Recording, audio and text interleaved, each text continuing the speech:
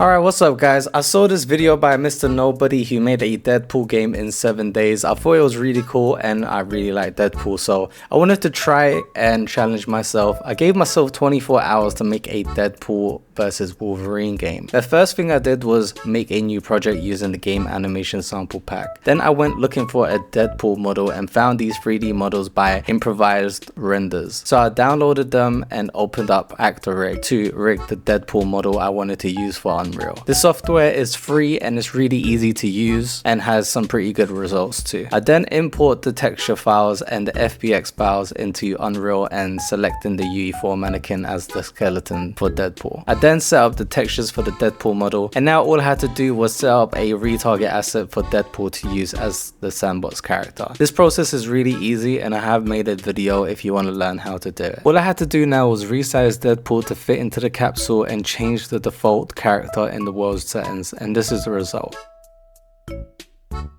Now I wanted to add some basic for IK, so I added the third person character pack and used the basic for IK control rig and added it to the sandbox character animation blueprint. I've also got a video for this if you want to see it. It was time to set up the combat, and for this I was obviously going to use Combat Fury, as if any of you have seen my videos you're not even surprised. Now I could have used Combat Fury as the base for the project instead of game animation sample, but let's not talk about it. Now all I had to do was integrate Combat Fury into the project, and I've done this so many times. If you want to learn how to do it, you can watch any of my Combat Fury integration videos. Now we have a problem with the weapon not attached to the hand, and I've tried a few things to make this work, but the solution that worked for me was to retarget the Combat Fury animations to UEFN, just so we can have the weapon as close as possible to the hand, and then we attach the weapon to Deadpool, which doesn't do any damage, but we hide the actual weapon so it looks like Deadpool's actually holding the weapon. Now instead of using the default attack animations, I imported insane Aircombo animations so we can use them instead. Then just retargeting the animations and copy and pasting the notify events onto the animation montages we want to use. I also decided to add ultra dynamic sky. The main reason for this was so we can use the overlay material functions to apply snow and wetness onto the character. I also added Lucy animations onto the project so we can use the dodge animations instead of the default dodge animations that come with Combat Fury. And we can also use the Lucy fist attacks for Wolverine. It's not perfect,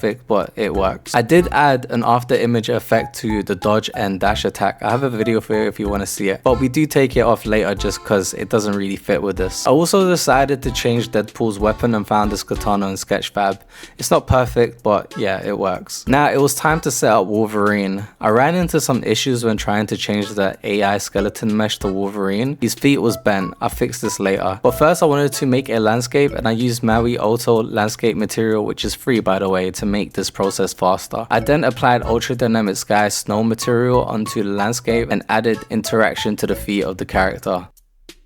Next, I added some trees from Megascans and removed the leaves, and also added ultra dynamic sky snow material onto them. I forgot to record this part, but I also added the snow material onto Deadpool and Wolverine. Okay, now it was time to fix Wolverine's feet, and to do this, I retargeted the enemy animation blueprint using Wolverine, and I also had to retarget all the other animations too. I then ran into some issues with the combo animations, and I fixed it by separating the animations. Didn't think it was worth recording apparently. Now it wouldn't really make sense to have a Deadpool and Wolverine game without healing regeneration. So I made this quick function and applied it to both Deadpool and Wolverine using a timer instead of an event tick. I then made some half-assed models of Logan's grave using Megascan and added a photo mode because, again, I didn't have to do it, but why not? Look at that ass. And that's all the time I had left. So in the end, I didn't succeed. I couldn't make this into a game. The things that I wanted to do to make this into a game was make a main menu, make some cinematics, add some sound effects for the sword and the claws, and also for Deadpool and Wolverine's voices. And also I wanted to make it so once you defeat Wolverine, a bunch of TVA agents show up and Deadpool and Wolverine team up to defeat them. I also had some ideas about adding Death, the woman Deadpool loves, but the ideas started to get a bit out of control. Anyway, I had fun making this. Hopefully it doesn't look too shit, and hope you liked the video. I'll see you guys in the next one.